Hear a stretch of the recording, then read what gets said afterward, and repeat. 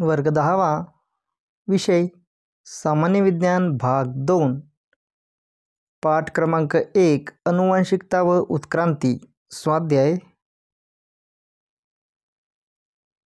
प्रश्न पहिला, खालील आकृती पूर्ण करा। उत्क्रांती पुरावे, बाह्यरूपिकीय। तर बघा मित्रांनो, याचं उत्तर आहे बाह्यरूपिकीय, भ्रूणविज्ञान विषयक, पुराजीव विषयक, अवयवातील हाडांच्या रचनेतील साम्य। प्रश्न दुसरा, पुढील विधाने वाचून त्यांच्या समर्थनार्थ योग्य उदाहरणासहित उत्तरे तुमच्या शब्दांत लिहा। अ. मानवाच्या उत्क्रांतीस सुमारे 7 कोटी वर्षांपूर्वी सुरुवात झाली। तर याचं उत्तर आपल्याला असं देता येईल, पृथ्वीवर सुमारे 7 कोटी वर्षापूर्वी हिमयुग सुरू झाले। त्यावेळी अखेरचे डायनोसॉर नाहीसे झाले आणि मग त्यानंतर सस्तन प्राण्यांची उत्क्रांती सुरू झाली। त्यावेळी आजच्या आधुनिक लेम्युरप्रमाणे दिसणाऱ्या प्राण्यांपासून माकडासारखे प्राणी विकसित होऊ लागले। आफ्रिकेतील या माकडांसारख्या प्राण्यांच्या शेपट्या अतिशय संथ गतीने 4 कोटी वर्षांपूर्वीच्या कालावधीत नाहीशा झाल्या। त्यांच्या शरीरात आणि मेंदूच्या आकारमानात बदल झाले। माकडांपासून कपी आणि मानव अशा 2 भिन्न उत्क्रांतीचे मार्ग निर्माण झाले। मानवसदृश प्राण्यांचा विकास होऊ लागला। मानवाच्या उत्क्रांतीच्या मार्गावर बुद्धीचा विकास, मेंदूच्या आकारमानात वाढ, ताठ चालण्याची प्रवृत्ती अशा बाबींचा विकास होत मानव उत्क्रांत झाले। सुमारे 7 कोटी वर्षांपासून हा सारा प्रवास सुरू झाला। खरा बुद्धिमान मानव हा 50,000 वर्षापूर्वी निर्माण झाला। सजीवांचे भौगोलिक व पुनरुत्पादनीय अलगीकरण झाल्यास कालांतराने जातिभेद किंवा जाती उद्भव होतो। तर याचं उत्तर आपल्याला असं देता येईल, विशिष्ट भौगोलिक स्थितीत प्रत्येक जाती वाढते। त्यांचा आहार, समागम काळ, विहार, फलन क्षमता इत्यादी जातीनिहाय भिन्न असतो। दुसऱ्या जातीतील सजीवांसोबत असे सजीव पुनरुत्पादन करू शकत नाहीत। एकच पूर्वज या 2 भिन्न जातींचा असू शकतो, परंतु काही कारणाने जर या जातीचे 2 गट पडले आणि खूप मोठ्या कालावधीकरिता ते पुनरुत्पादनीयदृष्ट्या व भौगोलिकदृष्ट्या अलग राहिले, तर त्यांच्या आनुवंशिक गुणधर्मात बदल होऊन त्यापासून 2 नव्या जाती बनतात। जीवाश्मांचा अभ्यास हे उत्क्रांतीच्या अभ्यासाचे एक महत्त्वाचे अंग आहे। उत्तर, जीवाश्म हे पुरातन काळात अस्तित्वात असलेल्या सजीवांचा पुरावा। नैसर्गिक आपत्तीमुळे हे जीव त्याच वेळा गाडले जातात। विशेषतः ज्वालामुखीच्या लाव्हात अनेक अवशेष आणि ठसे सुरक्षितरित्या जपले जातात। हे सारे अवशेष तसेच ठसे यांना जीवाश्म असे म्हणतात। आपल्याला त्यांचे ठसे, अवशेष इत्यादींचा अभ्यास केला की त्यापासून पुरातन काळातील सजीवांच्या वैशिष्ट्यांबद्दल कळू शकते। कार्बनिक वयमापन पद्धतीने आपल्याला त्याचा नेमका कालखंड समजू शकतो। जीवाश्म हे भूस्तर रचनेनुसार ठराविक खोलीवर असतात। तळाच्या भूस्तरात अधिक पूर्वीचा जीवाश्म सापडतो। मिळालेल्या माहितीच्या आधारे पुराजीव, मध्यजीव आणि नूतन जीव असे महाकल्प ठरवण्यात आले आहेत। पृष्ठवंशीय प्राण्यांमध्ये भ्रूणविज्ञानविषयक पुरावे दिसून येतात। उत्तर, पक्षी, मत्स्य, सरीसृप, उभयचर आणि सस्तनी अशा विविध पृष्ठवंशीय प्राण्यांतील भ्रूणवाढीच्या वेगवेगळ्या टप्प्यांचा तुलनात्मक अभ्यास केल्यानंतर असे लक्षात येते की प्रारंभिक अवस्थेत या सर्व प्राण्यांच्या भ्रूणांमध्ये बरेच साम्य होते। जसजसा विकास होतो तसतसे हे साम्य कमी कमी होत जाते। प्रारंभिक अवस्थेतील दिसून येणारे हे साम्य या सर्व प्राण्यांचे पूर्वज एकच असावेत असे पुराव्यांवरून समजते। प्रश्न 3 कंसात दिलेल्या पर्यायापैकी योग्य पर्याय निवडून विधान पुन्हा लिहा. तर कंसात दिलेले पर्याय आहेत जनुक, उत्परिवर्तन, स्थानांतरण, प्रतिलेखन, क्रमविकास, आंत्रपुच्छ. अचानक घडणाऱ्या बदलामागील कार्यकारणभाव ह्युगो द व्हिस यांच्या डॅश सिद्धांतामुळे लक्षात आला. तर या जागी येईल उत्परिवर्तन. अचानक घडणाऱ्या बदलामागील कार्यकारणभाव ह्युगो द व्हिस यांच्या उत्परिवर्तन सिद्धांतामुळे लक्षात आला. प्रथिनांची निर्मिती डॅश मार्फत घडून येते हे जॉर्ज बिडल व एडवर्ड टेटम यांनी दाखवून दिले. तर याचं इथं उत्तर येईल जनुकांमार्फत. प्रथिनांची निर्मिती जनुकांमार्फत घडून येते हे जॉर्ज बिडल व एडवर्ड टेटम यांनी दाखवून दिले. DNA धाग्यावरील माहिती RNA धाग्यावर पाठवण्याच्या प्रक्रियेस डॅश म्हणतात. तर इथे उत्तर येईल प्रतिलेखन. DNA धाग्यावरील माहिती RNA धाग्यावर पाठवण्याच्या प्रक्रियेस प्रतिलेखन म्हणतात. उत्क्रांती म्हणजेच डॅश होय. तर उत्क्रांती म्हणजेच क्रमविकास होय. मानवी शरीरात आढळणारे डॅश हे उत्क्रांतीचा अविषयांगात्मक पुरावा होय. उत्तर मानवी शरीरात आढळणारे आंत्रपुच्छ हे उत्क्रांतीचा अवशेषांगात्मक पुरावा होय. प्रश्न 4 प्राप्त माहितीच्या आधारे परिच्छेद लिहा. लॅमार्कवाद. डार्विनचा नैसर्गिक निवडीचा सिद्धांत. भ्रूणविज्ञान. उत्क्रांती. जोडणारे दुवे. तर याचं उत्तर आपल्याला असं देता येईल जीन बाप्टिस्ट लॅमार्क या शास्त्रज्ञाने लॅमार्कवादमध्ये दिलेल्या उत्क्रांतीवरील पुढील 2 सिद्धांतांचा समावेश होतो. ते सिद्धांत आहेत इंद्रियांचा वापर व न वापराचा सिद्धांत आणि मिळवलेल्या बदलांच्या संक्रमणाचा सिद्धांत. लॅमार्क यांच्या मते सजीवांच्या शरीररचनेत होणारे बदल हे उत्क्रांती होत असताना त्या जीवाने केलेल्या प्रयत्नांनी किंवा केलेल्या आळसामुळे होतात. जो अवयव सजीव अधिक क्षमतेने वापरतो त्याची जास्त वाढ व विकास होतो. याला त्यांनी इंद्रियांचा वापर व न वापर असे म्हटले आहे. याची उदाहरणे देण्यासाठी त्यांनी जिराफाची मान सतत ताणली गेल्यामुळे लांब झाली असे म्हटले. तसेच न उडणाऱ्या पक्ष्यांचे पंख कमकुवत झाले, उदाहरणार्थ इमू, शहामृग इत्यादी.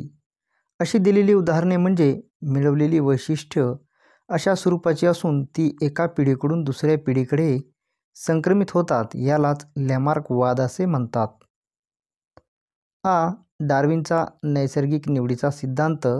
उत्तर नैसर्गिक निवडीचा सिद्धांत चार्ल्स डार्विनने मांडला. यासाठी त्यांनी वनस्पती व प्राण्यांचे विविध प्रदेशांतील असंख्य नमुने गोळा करून त्यांच्या निरीक्षणावरून सक्षम ते जगतील असे मत मांडले. डार्विन याचे स्पष्टीकरण देताना म्हणतात की सर्व सजीव प्रचंड संख्येने पुनरुत्पादन करतात. निर्माण झालेले जीव जगण्यासाठी जीवघेणी स्पर्धा करतात. जो सक्षम असतो तो या स्पर्धेत टिकून राहतो. सक्षम जीवाच्या शरीरात जगण्यासाठी आवश्यक गुणधर्म असतात. हे निसर्गच निवडतो. निसर्गात सुयोग्य जीव जगतात, बाकीचे टिकाव धरू शकत नाहीत. जगलेले जीव पुनरुत्पादन करून स्वतःच्या वेगळ्या वैशिष्ट्यांसकट नवीन प्रजाती तयार करतात. भ्रूणविज्ञान. उत्तर निरनिराळ्या भ्रूणांचा तुलनात्मक अभ्यास भ्रूणविज्ञानात केला जातो. विविध पृष्ठवंशीय प्राण्यातील भ्रूणवाढीच्या वेगवेगळ्या टप्प्यांचे निरीक्षण केल्यास असे आढळते की प्रारंभिक अवस्थेत या भ्रूणांमध्ये खूपच साम्य दिसते. प्रारंभिक अवस्थेतील साम्य पाहता असा अंदाज केला जातो की या सर्व प्राण्यांचे पूर्वज एकच असावेत. उत्क्रांती. उत्तर सजीवामध्ये उत्क्रांती या प्रक्रियेत अत्यंत सावकाश गतीने क्रमिक बदल होत गेला. त्याचप्रमाणे भिन्न रचना व कार्य असलेल्या पूर्वजांपासून वनस्पती व प्राण्यांचा प्रागतिक विकास होणे म्हणजे उत्क्रांतीच होय.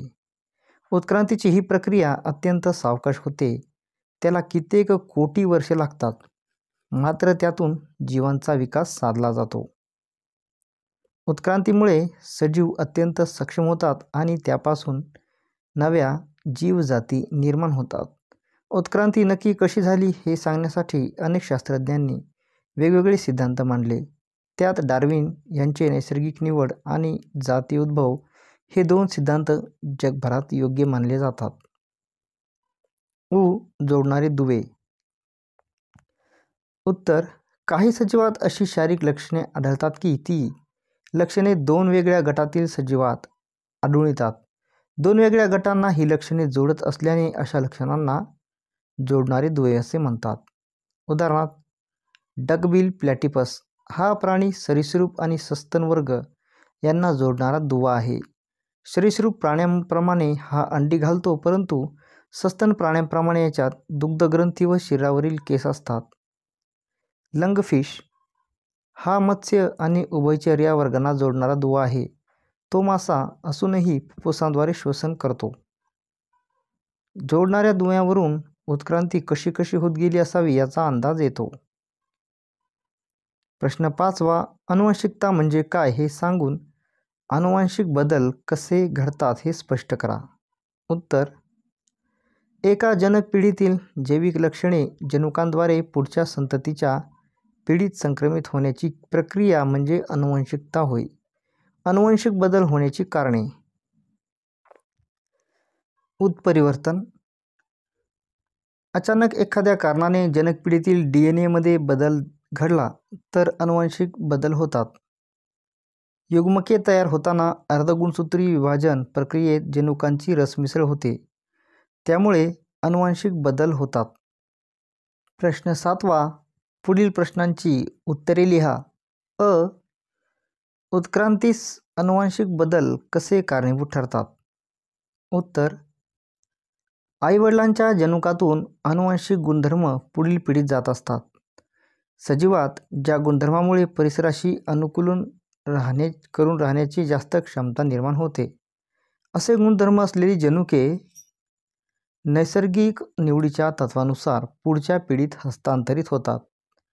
अतिशय हळूवार चालणाऱ्या उत्क्रांतीच्या प्रक्रियेत चांगली जनुके असलेले सजीव प्रजननातून टिकून राहतात. ज्यांची जनुके जगण्यासाठी अनुकूल नसतील असे सजीव पृथ्वीवर टिकून राहू शकत नाहीत. गुंतागुंतीची प्रथिने निर्माण होण्याची प्रक्रिया स्पष्ट करा. उत्तर: गुंतागुंतीची प्रथिने निर्माण होण्याची प्रक्रिया पुढीलप्रमाणे स्पष्ट केली आहे.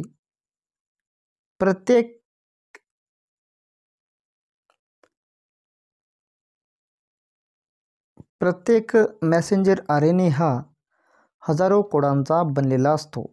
त्यावरील संदेशानुसार प्रथिने त्यासाठी लागणारी ॲमिनो आम्ले पुरवण्याचे काम ट्रान्सफर RNA करतो.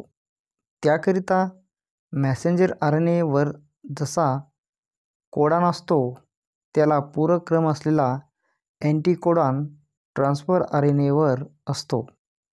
या क्रियेला भाषांतरण असे म्हणतात. ट्रान्सफर RNA ने आणलेल्या ॲमिनो आम्लांची पेप्टाइड बंधाने शृंखला तयार करण्याचे काम ट्रान्सफर RNA करतो. या दरम्यान रायबोसोम मेसेंजर RNA च्या एका टोकाकडून दुसऱ्या टोकाकडे एक ट्रिप्लेट कोडॉनच्या अंतराने सरकत जातो. या क्रियेस स्थानांतरण असे म्हणतात.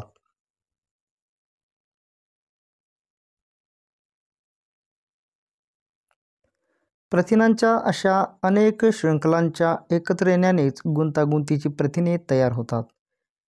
हीच सजीवांच्या शरीरातील विविध कार्ये पार पाडतात आणि त्यांच्या स्वरूपाचे नियंत्रण करतात. उत्क्रांतीचा सिद्धांत सांगून त्यासाठी कोणते पुरावे आहेत? उत्तर: उत्क्रांतीच्या सिद्धांतानुसार पहिला सजीव जीवद्रव्याच्या स्वरूपात पृथ्वीवरच्या समुद्रात निर्माण झाला. त्यानंतर हजारो वर्षांनी यापासून एकपेशीय सजीव निर्माण झाले. या एकपेशीय सजीवात क्रमवार बदल होत गेले व त्यापासून निरनिराळे जटिल सजीव विकसित झाले. निरनिराळ्या कारणांनी सजीवांतील बदल व विकास हा सर्वव्यापी अंगांनी झाल्यामुळे आज दिसणारे अनेक प्रकारचे सजीव पृथ्वीवर अस्तित्वात आले. यामुळेच ही सर्व उत्क्रांतीची प्रक्रिया क्रमविकासाच्या स्वरूपात झाली. हीच संघटनात्मक उत्क्रांती आहे. उत्क्रांतीविषयक पुरावे: 1. बाह्यरूपीय, 2. शरीरशास्त्रीय, 3. अवशेषांगे, 4. पुराजीवविषयक, 5. जोडणारे दुवे, 6. भ्रूणविज्ञानविषयक.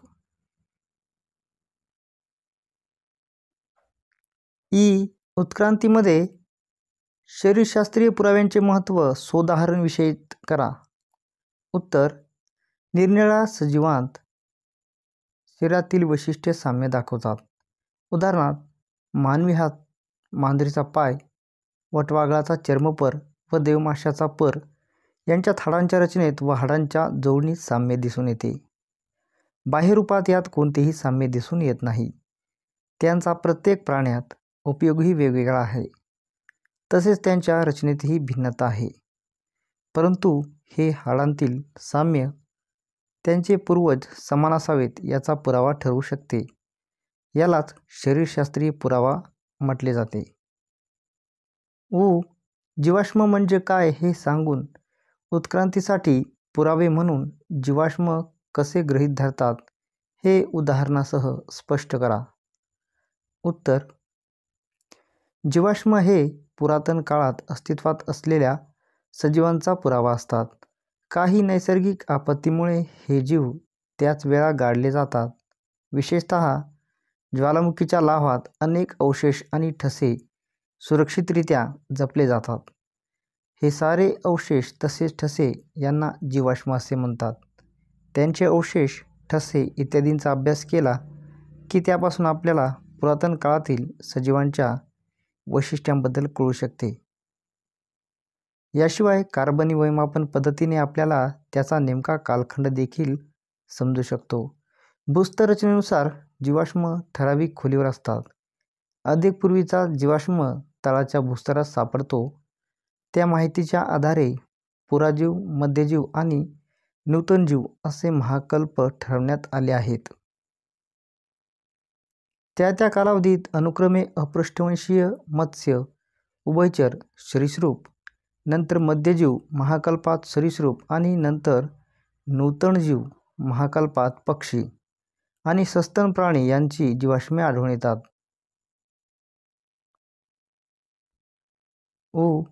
सध्याचा मानव कसा उत्क्रांत होत गेला याबाबत माहिती लिहा. उत्तर: लेम्यूरप्रमाणे दिसणाऱ्या प्राण्यांपासून मानवाचे पूर्वज विकसित झाले. पुढच्या 7 कोटी वर्षात निरनिराळे माकडसदृश प्राणी निर्माण होत गेले. सुमारे 4 कोटी वर्षापूर्वी आफ्रिकेतील या माकडसदृश प्राण्यांच्या शेपट्या नाहीशा झाल्या. त्यापासून कपी आणि मानव अशा 2 गटांची स्वतंत्र उत्क्रांती झाली. मेंदूच्या आकारमानात वाढ, हाताचा अंगठा आणि पंजा यांच्या सुधारणा, 2 पायांवर चालणे, पळणे या प्रकारचे बदल होत होत मानवसदृश प्राणी निर्माण होऊ लागले. त्यानंतरच्या काळात हे कपीसारखे प्राणी दक्षिण आणि आग्नेय आशियात पोहोचले. त्यांच्यापासून गिबन आणि ओरँगुटान निर्माण झाले. उरलेले हे कपीसदृश प्राणी आफ्रिकेतच राहिले आणि सुमारे 2,50,00,000 वर्षापूर्वी त्यातून पुढे चिंपांझी व गोरिला उदयास आले. सुमारे 2 कोटी वर्षापूर्वीच्या एपच्या काही जातींची प्रगती मानवसदृश प्राणी निर्माण करण्याकडे झुकली. एप झाडावरून वास्तव्यासाठी खाली आल्यामुळे त्यांच्या कमरेच्या हाडांचा विकास झाला. त्यामुळे ते ताठ उभे राहू लागले, मागचे पाय शरीर तोलू लागले आणि त्यामुळे हात केव्हाही वापरण्यासाठी मोकळे झाले. सुमारे 2 कोटी वर्षापूर्वी हातांचा वापर करणारे ताठ उभे राहणारे पहिले मानवसदृश प्राणी अस्तित्वात आले. त्यानंतर आदिमानवाच्या निरनिराळ्या जीवाश्मांवरून मानवी उत्क्रांतीचा आराखडा तयार झाला. आफ्रिकेतील रामापिथिकस हा पहिला मानवसदृश प्राणी म्हणून नोंद झाली आहे. रामापिथिकस, ऑस्ट्रेलोपिथिकस, निअँडरथल मानव, क्रो-मॅन्यन मानव असे मानवी उत्क्रांतीमधील महत्त्वाचे टप्पे आहेत. निअँडरथल मानव हा पहिला बुद्धिमान मानव म्हणजेच होमो सॅपियन म्हटला जातो. यानंतरच्या उत्क्रांतीमध्ये जीवशास्त्रीय बदल कमी झाले, मात्र सांस्कृतिक बदल झाले. बुद्धिमान मानवाने शेती, पशुपालन, वसाहती बसवणे, कला, इतिहास, शास्त्रे अशा इतर प्राण्यांना जमणार नाहीत त्या बाबी निर्माण केल्या.